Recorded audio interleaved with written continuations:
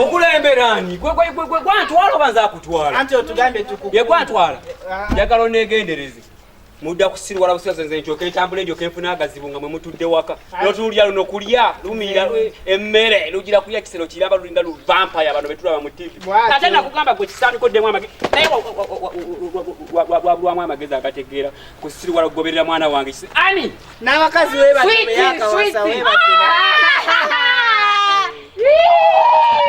Oyo mwana wa Nango omwoyo nga gunnuma. Nengana teeka akati nze.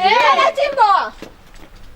Ngadala Timbo naye ngangumidde ejjogo lyonna lyonkoze naye kino sigenda kigumira wallahi. Tala Timbo. Nze n'ompita. Nzija kuwerekera mbakazi boyenda. Nebe yagoba bali bamuwerekera. Gwe sirisa ebimu ebyo. Gwe nnyabo. Njala kuwulira. Kino ekintu nkikoze nkikolera gwe.